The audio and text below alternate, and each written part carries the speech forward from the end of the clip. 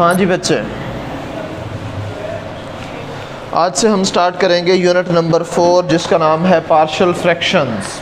ठीक है, partial fraction जो है वो एक्चुअली ये दो अल्फाज हैं। पार्शियल का वर्ड जो है वो पार्ट से निकला है। पार्ट्स का मतलब होता है जुज़ बनाना, उसके हिस्से बनाना, पार्ट्स बनाना, डिवाइड करना। ठीक है, और फ्रैक्शंस का क्या मतलब है कि एक दी गई फ्रैक्शन को आपने दो या दो से ज़्यादा पार्ट्स में ऐड करना है। मैं आपको पहले एक छोटी सी मिसाल देता हूँ बच्चे।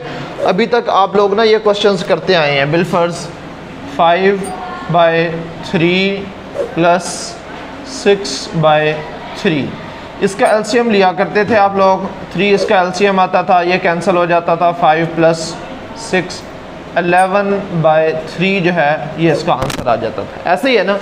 अभी तक आपको ये कहा जाता था कि आपके पास दो या दो से ज़्यादा फ्रैक्शंस दी गई हैं, वो ऐड हो रही हैं या माइनस हो रही हैं, आप उनको सिंप्लीफाई करके एक सिंगल फ्रैक्शन की फॉर्म में कन्वर्ट कर दें। ऐसे ही है, लेकिन अब आपको इसका रिवर्स प्रोसेस दिया जाएगा। आपको एक सिंगल फ्रैक्शन दे दी जाएगी और कहा जाएगा कि आप इसको दो या दो से ज़्यादा फ्रैक्शन में चेंज करके दें। लेकिन फ़र्क इसमें क्या है, यहाँ पे आपके पास सिंपल फ्रैक्शंस थी जिसके अंदर जस्ट नंबर्स होते थे, लेकिन अभी जो हमारे पास फ्रैक्शंस होंगी वो होंगी अलजेब्रिक एक्सप्रेशंस यूज़ होंगे। हमें फ्रैक्शंस के पास फ्रैक्शन में जो है वो बटे के ऊपर और बटे के नीचे जो है वो अलजेब्रिक एक्सप्रेशन यानी कि पॉलिनोमियल जो है वो इस्तेमाल होंगी। सिंपल जो है वो हमारे पास नंबर्स मौजूद नहीं होंगे। तो आइए स्टार्ट करते हैं। सबसे पहले कि फ्रैक्शन किसे कहते हैं। फ्रैक्शन दो नंबर्स या दो एक्सप्रेशंस का जो कोशेंट होता है या जिसको बटे की शक्ल में लिखा जाए उसको हम फ्रैक्शन कहते हैं। For example, the quotient of two numbers और algebraic expressions is called fraction. मिसाल के तौर पर 5/3 इन दोनों को बटे की शक्ल में लिखा गया है, लिहाजा ये एक फ्रैक्शन है। नंबर्स के भी बटे की शक्ल हो सकती है, किसी अलजेब्रिक एक्सप्रेशन की भी बटे की शक्ल यानी कि कोशेंट फॉर्म हो सकती है। 2/6 ये भी हमारे पास एक फ्रैक्शन है। 2x + 1 बटे के ऊपर भी एक लीनियर फैक्टर है, एक लीनियर एक्सप्रेशन है, और बटे के नीचे भी एक लीनियर एक्सप्रेशन है, अलजेब्रिक एक्सप्रेशन है। ठीक है, तो इन दोनों अलजेब्रिक एक्सप्रेशन का जो कोशेंट है ये भी क्या कहलाएगा, यानी कि इन दोनों का बटा भी क्या कहलाता है, फ्रैक्शन कहलाएगी। बात समझ आ गई बेटे यहाँ तक। उसके बाद हमारे पास रैशनल फ्रैक्शंस किसे कहते हैं। रैशनल फ्रैक्शंस हमारे पास, ये तो जनरल फॉर्म में उसने कहा था ना फ्रैक्शन, जिसमें नंबर्स भी हो सकते हैं बटे के ऊपर बटे के नीचे और अलजेब्रिक एक्सप्रेशंस भी हो सकते हैं। लेकिन जब वो कह रहा है कि रैशनल फ्रैक्शन, तो इसका मतलब ये है कि बटे के ऊपर भी कोई ना कोई जो है वो एक्सप्रेशन होगा। अलजेब्रिक एक्सप्रेशन कोई लीनियर इक्वेशन हो सकती है, कोई क्वाड्रेटिक इक्वेशन हो सकती है, कोई क्यूबिक इक्वेशन हो सकती है, कोई बाई क्वाड्रेटिक इक्वेशन हो सकती है, वगैरह वगैरह। और बटे के नीचे भी हमारे पास जो है वो कोई ना कोई ऐसी ही इक्वेशन होगी। मिसाल के तौर पर बच्चे, ये उसने कहा कि हमारे पास रैशनल फ्रैक्शन क्या होती है, an expression of the form nx/dx where nx and dx are polynomials. एक ऐसी एक्सप्रेशन या एक ऐसी फ्रैक्शन जिसके अंदर बटे के ऊपर भी और बटे के नीचे भी दो पॉलिनोमियल्स गिवन हो, उसे हम क्या कहते हैं, फिर रैशनल फ्रैक्शन कहते हैं। क्या कहते हैं, रैशनल फ्रैक्शंस कहते हैं। ठीक है, और ये जो n(x) है या d(x) है, इसका क्या मतलब है, ये नॉमिनेटर है वेरिएबल x की फॉर्म में और ये डिनोमिनेटर है वेरिएबल x की फॉर्म में, यानी कि बटे के ऊपर भी एक पॉलिनोमियल है जिसका वेरिएबल क्या होगा, x होगा, और बटे के नीचे भी एक पॉलिनोमियल है जिसका वेरिएबल क्या होगा, x होगा। ठीक है, तो इसको हम कहते हैं बेटे रैशनल फ्रैक्शन। अब रैशनल फ्रैक्शन की मजीद दो टाइप्स आती है जिसको हम प्रॉपर फ्रैक्शन और इम्प्रॉपर फ्रैक्शन कहते हैं। ये दो बातें बहुत ज़रूरी हैं आपको समझना, क्योंकि इसके बगैर आपकी एक्सरसाइजेज सॉल्व नहीं होगी। तो आपको पता होना चाहिए रैशनल फ्रैक्शन किसे कहते हैं, प्रॉपर फ्रैक्शन किसे कहते हैं और इम्प्रॉपर फ्रैक्शन किसे कहते हैं। अब यहाँ पे देखो बच्चे, उसने कहा बटे के ऊपर भी हमारे पास एक पॉलिनोमियल होगी जो कि n(x) है, और बटे के नीचे भी एक पॉलिनोमियल होगी जो कि d(x) है। तो जो बटे के ऊपर एक पॉलिनोमियल है, डेफिनेटली उसकी भी कोई ना कोई डिग्री होगी कि नहीं होगी, उसकी हाईएस्ट पावर होगी ना। और जो बटे के नीचे पॉलिनोमियल है उसके भी कोई ना कोई हाईएस्ट पावर होगी। तो हमने ये देखना है, इन्हीं पावर्स की बेस पर हमने डिसाइड करना है कि कौन सी फ्रैक्शन या कौन सी रैशनल फ्रैक्शन जो है वो प्रॉपर फ्रैक्शन है और कौन सी रैशनल फ्रैक्शन जो है वो इम्प्रॉपर फ्रैक्शन है। तो आइए देखते हैं जी, प्रॉपर फ्रैक्शन क्या होती है बेटे। एक ऐसी फ्रैक्शन, ये सारा कुछ वैसे का वैसे ही है। If the degree of n(x) यानी कि जो बटे के ऊपर पॉलिनोमियल होगी उसकी डिग्री क्या होनी चाहिए, is less than the degree of d(x), जो बटे के नीचे पॉलिनोमियल है उससे डिग्री इसकी क्या होनी चाहिए, कम होनी चाहिए। यानी कि बटे के ऊपर जो पॉलिनोमियल गिवन है उसमें वेरिएबल की पावर कम हो और बटे के नीचे जो पॉलिनोमियल है उसमें वेरिएबल की पावर ज्यादा हो, तो हम इसे क्या कहेंगे, प्रॉपर फ्रैक्शन जो है वो कहेंगे। मिसाल के तौर पर 5x over x square plus 1 बटे के ऊपर जो हमारे पास लीनियर एक फैक्टर दिया हुआ है 5x, इसमें वेरिएबल की पावर क्या है, कुछ भी नहीं है तो 1 होगी, तो यहाँ पे पावर क्या है 2। तो हमारी इस कंडीशन को सेटिस्फाई कर रही है ना कि हमारे पास n ऑफ x की डिग्री क्या होनी चाहिए, लेस देन होनी चाहिए किससे, d ऑफ x के, और ये कंडीशन हमारी सेटिस्फाई हो रही है, लिहाजा ये प्रॉपर फ्रैक्शन की एग्जांपल है। बात समझ में आ रही है बच्चे। उसके बाद यहाँ पे देखो पावर क्या है हाईएस्ट नोमिनेटर में 3x पावर 2, यानी कि ये क्वाड्रेटिक इक्वेशन है, और बटे के नीचे क्या है, क्यूबिक इक्वेशन है, लिहाजा n ऑफ x की डिग्री जो है वो कम है, d ऑफ x की डिग्री क्या है, ज्यादा है, लिहाजा ये भी क्या होगी, एक प्रॉपर फ्रैक्शन होगी। अगर इसका रिवर्स कर दिया जाए तो ये इम्प्रॉपर फ्रैक्शन बन जाएगी। तो इम्प्रॉपर फ्रैक्शन क्या होगी, if the degree of n of x is greater than और इक्वल टू। अब ये यहाँ पे बेटे दो बातें आपने याद रखनी है, या तो बटे के ऊपर वाली जो पॉलिनोमियल है उसकी पावर बटे के नीचे वाली पॉलिनोमियल की पावर के बराबर हो, या फिर जो है वो बटे के ऊपर वाली जो पॉलिनोमियल है उसकी पावर ज्यादा हो, तो फिर हम कहेंगे कि ये इम्प्रॉपर फ्रैक्शन है। कौन सी फ्रैक्शन है ये, if the degree of n of x मतलब नोमिनेटर में जो पॉलिनोमियल दी गई है उसकी डिग्री होनी चाहिए ग्रेटर देन और equal to the degree of d of x, ठीक है। डिनोमिनेटर में जो पॉलिनोमियल होगी, जो बटे के नीचे पॉलिनोमियल होगी, उसकी पावर ज्यादा होनी चाहिए या कम होनी चाहिए, उसकी पावर कम होनी चाहिए, बटे के ऊपर वाली की पावर या ज्यादा हो या बराबर हो, फिर होगी ये इम्प्रॉपर फ्रैक्शन, ठीक है। अब मिसाल के तौर पर x square plus 1 over x plus 2, तो अब बटे के ऊपर वाले की पावर ज्यादा है, बटे के नीचे वाले की पावर कम है, तो ये भी इम्प्रॉपर फ्रैक्शन है। सिमिलरली x पावर 3 और x पावर 3 बराबर आ गए हैं, ये भी इम्प्रॉपर फ्रैक्शन है, ठीक है। बुक वाली एग्जांपल्स को रट्टा लगाने की जरूरत नहीं है, आप सिर्फ उसका कॉन्सेप्ट समझे, खुद एग्जांपल्स आप लिख सकते हैं, ठीक है बच्चे। तो ये बात समझ में आ गई है। अच्छा, अब आप एक इंपॉर्टेंट बात जो है वो याद रख लें, अगर हमारे पास बिलफर्ज क्वेश्चन के अंदर इम्प्रॉपर फ्रैक्शन दी गई हो तो हम उसको डायरेक्टली सॉल्व नहीं कर सकते तब तक जब तक हम उसको प्रॉपर फ्रैक्शन में चेंज ना कर लें। एक्सरसाइज 1.1 के आखिरी दो क्वेश्चन नंबर 7 और क्वेश्चन नंबर 8 जो है, ये दोनों के दोनों जो है वो इम्प्रॉपर फ्रैक्शंस में से हैं। तो लिहाजा जब ये क्वेश्चन सॉल्व करेंगे तो पहले हम इन इम्प्रॉपर फ्रैक्शंस को, अब आप देखें ज़रा, क्वेश्चन नंबर 7 के अंदर x की हाईएस्ट पावर क्या है 2, और क्वेश्चन नंबर 8 के अंदर x की हाईएस्ट पावर क्या है 3। अब आप कहेंगे इसमें 7 के अंदर तो x की डिनोमिनेटर में तो पावर 1 है, ऊपर 2 है, तो अब इसकी डिग्री जो है वो नोमिनेटर की और डिनोमिनेटर की बराबर है या कमी बेशी है, नहीं है कमी बेशी बेटे। नीचे दो लीनियर फैक्टर्स मल्टीप्लाई हो रहे हैं, जब x और x मल्टीप्लाई होंगे तो x स्क्वायर ही बन जाएगा, तो ऊपर भी x स्क्वायर है नीचे भी x स्क्वायर ही है, तो पावर बराबर है, लिहाजा ये इम्प्रॉपर फ्रैक्शन ही होगी। दूसरे क्वेश्चन नंबर 8 के अंदर देखें 6x पावर 3 और नीचे 3x पावर 2, बटे के ऊपर वाली वैल्यू की जो पावर है वो ऑलरेडी ज़्यादा है, लिहाजा ये भी एक इम्प्रॉपर फ्रैक्शन होगी। और बाकी जितने क्वेश्चंस दिए गए हैं उन सब के अंदर बटे के ऊपर देखें पावर 1 है, डिनोमिनेटर में पावर 2 है, 1 2 1 2 1 2 1 2, ठीक है। तो ये हमारे पास सब के सब जो है वो क्वेश्चंस क्या हैं, प्रॉपर फ्रैक्शन की फॉर्म में दिए हुए हैं, लेकिन ये वाला जो पार्ट नंबर क्वेश्चन नंबर 7 और 8 है ये इम्प्रॉपर फ्रैक्शन की फॉर्म में है। लेकिन इनको सॉल्व कैसे करना है पहले ज़रा ये समझ लें। पेज नंबर, बच्चे मैं आप ये चाहता हूँ कि आप जो है ना इस चैप्टर को या वैसे भी मैथमेटिक्स को आप सीखो, रट्टा ना मारो, समझो उसको, ठीक है। आपने सिर्फ रूल समझने हैं, रूल्स 4 हैं इस पूरे चैप्टर के अंदर, 4 एक्सरसाइज हैं, 4 रूल्स हैं। एक रूल समझ लिया, एक पूरी एक्सरसाइज सॉल्व हो जाएगी, दूसरा रूल समझोगे दूसरी पूरी एक्सरसाइज हो जाएगी, तीसरा रूल समझोगे तीसरी पूरी एक्सरसाइज हो जाएगी, चौथा रूल समझोगे पूरी चौथी एक्सरसाइज और पूरे चैप्टर की छुट्टी। समझ आ रही है ना।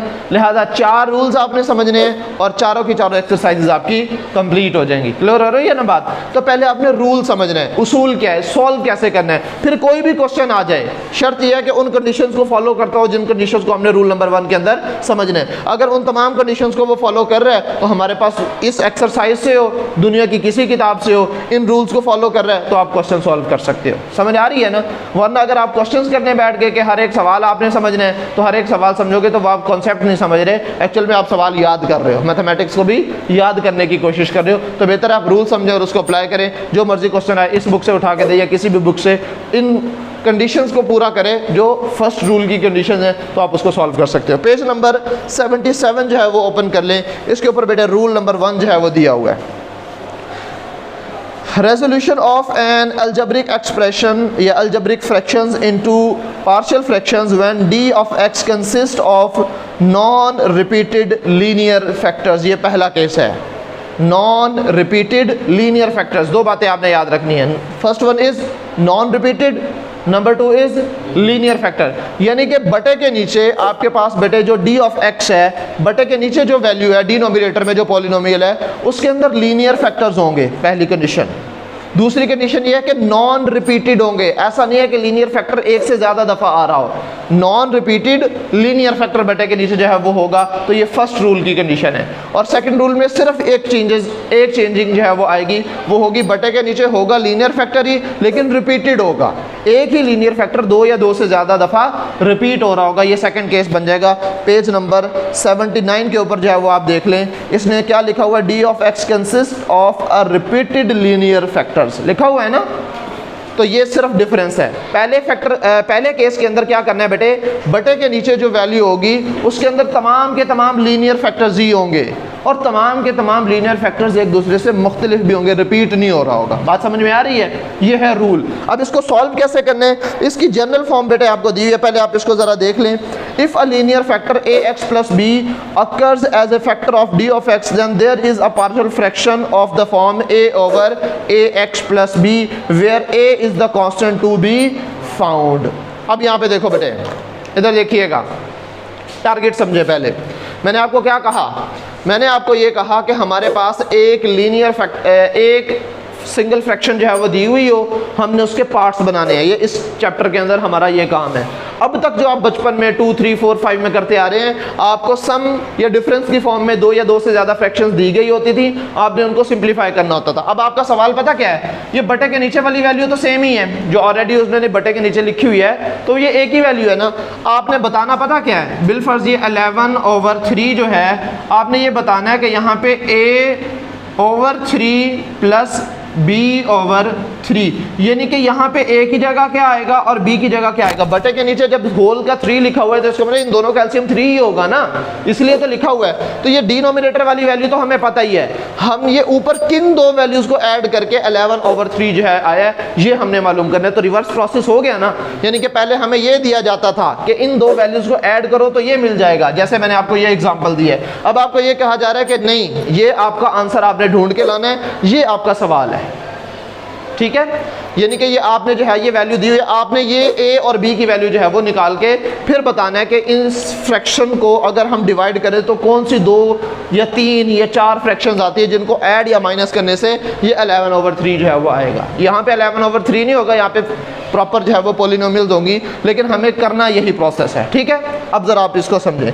उसने क्या कहा बेटे, एक एग्जांपल दी हुई है इन्होंने पेज नंबर 77 पर, resolve 5x + 4 over x - 4 plus into x plus 2। बटे के नीचे देखो बेटे, दो लीनियर फैक्टर्स दिए हुए हैं, क्या ये रिपीटेड हैं? नहीं, लीनियर हैं, यस। तो लिहाजा ये फर्स्ट कंडीशन को फॉलो कर रहे हैं ना, फर्स्ट रूल को, कि बटे के नीचे लीनियर फैक्टर्स होने चाहिए और वो नॉन रिपीटेड होने चाहिए। बटे के नीचे लीनियर फैक्टर्स होने चाहिए और नॉन रिपीटेड होने चाहिए। तो अब इनको किस तरह से सॉल्व करना है, आइए स्टार्ट करते हैं बेटे। मैं इसकी मिसाल ये यहीं पे लिख देता हूँ, ये जो इन्होंने दी हुई है 5x + 4 divided by, second value क्या दी हुई थी, x - 4 इंटू x + 2। लो बच्चे, ये हमारा फर्स्ट रूल को सेटिस्फाई कर रहा है कि डिनोमिनेटर में हमारे पास लीनियर फैक्टर होने चाहिए, दोनों डिफरेंट होने चाहिए, यानी कि रिपीटेड नहीं होने चाहिए, ठीक है। नॉन रिपीटेड हो, डिफरेंट होंगे तो नॉन रिपीटेड होंगे ना। तो आइए अब हम इसको स्टार्ट करते हैं, ठीक है बच्चे। एक्सरसाइज है हमारी 4.1, क्वेश्चन नंबर 1। जी बच्चे, 1 मिनट इसको पॉज कीजिएगा, सदाकत। हाँ जी बच्चे, अब हमारे पास क्वेश्चन नंबर 1 जो है वो मौजूद है, जिसकी स्टेटमेंट क्या है, 7x - 9 over x + 1 into x - 3। इसको आपने क्या करना है, इसके पार्शियल फ्रैक्शंस, यानी कि इस फ्रैक्शन को दो या दो से ज़्यादा सम या डिफरेंस की फॉर्म में जो है वो आपने लिखना है। सबसे पहले आप देखिएगा बेटे, आपने पता क्या करना है, जो भी आपको गिवन होगा, बिलफर्ज ये आपको गिवन है बच्चे, आपने क्या करना है, इसको लिख लेना है 7x - 9 over x + 1 into x minus 3 which is equal to, मैंने अभी आपको क्या बताया था, 11/3 आपके पास था, a/3 प्लस b/3 आपने करके लिख लिया ताकि हम वो a और b की वैल्यू को ढूंढ के वहां पे पुट कर सकें कि किन दो वैल्यूज को या किन दो फ्रैक्शंस को ऐड करके हमारे पास 11/3 आया। तो यहाँ पे भी मैंने यही काम करना है। बटे के नीचे कितने लीनियर फैक्टर्स हैं, 2 है ना, लीनियर फैक्टर हैं, लिहाजा पहला वेरिएबल मैं क्या कंसीडर कर लूंगा, a डिवाइडेड बाय, ये जो लीनियर फैक्टर है फर्स्ट वाला वो लिख लेंगे x+1, फिर प्लस b डिवाइडेड बाय जो सेकंड लीनियर फैक्टर है x-3 वो लिख लेंगे और इसको आपने इक्वेशन नंबर 1 कह देना है। सिर्फ प्लस लगाएंगे, माइनस की वैल्यू खुद ही हमें मिल जाएगी, अगर माइनस की वैल्यू आएगी वो यहाँ पे पुट करके ऑटोमेटिकली माइनस आ जाएगा, आपने सिर्फ प्लस लगाने, ठीक है। इसको हम कहेंगे इक्वेशन नंबर 1। अब दूसरा स्टेप क्या होगा, ये स्टेप नंबर 1 है बेटे। स्टेप नंबर 2 के अंदर आपने क्या करना है, लेफ्ट साइड के डिनोमिनेटर में जो भी वैल्यू दी गई होगी हर एक वैल्यू को, अब आपके पास टोटल कितनी वैल्यूज हैं, 3 है, एक लेफ्ट साइड पर है 2 राइट साइड पर है, तो आपने हर एक वैल्यू को डिनोमिनेटर में जो भी 2 लीनियर फैक्टर्स दिए हुए हैं आपने उसके साथ मल्टीप्लाई कर देने, ठीक है। अब लिख रहा हूं मैं, मल्टीप्लाई बाय मल्टीप्लाई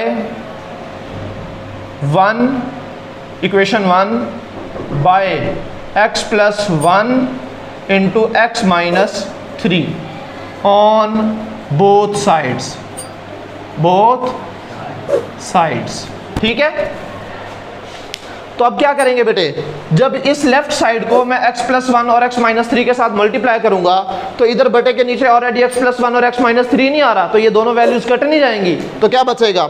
मैं एक क्वेश्चन के अंदर बेटे ये तफसील से कर रहा हूं, अगले क्वेश्चन के अंदर मैं डायरेक्ट करवाऊंगा, ठीक है। फॉर एग्जाम्पल मैंने मल्टीप्लाई किसके साथ करना है, x+1 इंटू x-3 के साथ, किसको, इस लेफ्ट साइड वाली वैल्यू को, 7x-9 divided by x+1 into x-3, ठीक हो गया बच्चे, विच इज इक्वल टू, अब इसको भी तो मल्टीप्लाई करना है ना इस पूरी वैल्यू के साथ, तो x+1 into x-3 multiply by a/x+1 plus x+1 into x-3 multiply by b/x-3। यहां तक बात क्लियर हो गई है बेटे। अब आप करेंगे कैंसिलेशन, लेफ्ट साइड पर तो हमेशा यही कुछ होगा जो अभी हो रहा है, सारी की सारी वैल्यू कट जाएगी। राइट साइड पर देखो x+1 के साथ कट जाएगा, x-3 के साथ कट जाएगा, ठीक है। तो क्या बच गया हमारे पास, लेफ्ट साइड पे बच जाएगा 7x-9 which is equal to, यहाँ पे क्या बच गया, a इंटू x-3, ये a स्टार्ट में लिख लें, x-3 इसके साथ, दरमियान में प्लस है, प्लस आ जाएगा, फिर ये b पहले लिख लें, b इंटू x+1, इसको आप कह लें इक्वेशन नंबर 2। अब हम यहाँ पे यूज करेंगे जीरोज मेथड। जीरोज मेथड क्या है, जो भी लीनियर फैक्टर्स हमें दिए हुए हैं बेटे, कितने लीनियर फैक्टर्स दिए हुए थे बेटे के नीचे, 2 ही लीनियर फैक्टर थे ना, एक x+1 था और एक x-3 था। जीरोज मेथड ये है कि आपने पहले फर्स्ट लीनियर फैक्टर को इक्वल टू 0 लेट कर लेना है और वहां से x की वैल्यू निकाल के इक्वेशन नंबर 2 के अंदर पुट कर देनी है, तो आपके पास एक वेरिएबल की वैल्यू आ जाएगी, a की या फिर b की। फिर दूसरी दफा आपने दूसरे लीनियर फैक्टर को पुट करना है 0 के इक्वल और वहां से आपने x की वैल्यू निकालनी है, अगेन इक्वेशन नंबर 2 के अंदर पुट कर देनी है, तो आपके पास b की वैल्यू भी आ जाएगी और वो a और b की वैल्यू उठा के इस इक्वेशन में पुट कर देंगे, तो आपका क्वेश्चन कंप्लीट हो गया। अब आप देखिएगा, लेट पहला लीनियर फैक्टर क्या बच्चे, x+1 which is equal to 0, it implies that x की क्या वैल्यू हो जाएगी, -1 हो जाएगी, तो आप इसको पुट कर देंगे, पुट इन 2, जहां जहां पे इक्वेशन नंबर 2 के अंदर x आ रहा है वहां पे आपने क्या पुट कर देना है, -1 पुट कर देना है। देखिएगा जरा, 7 इंटू -1 -9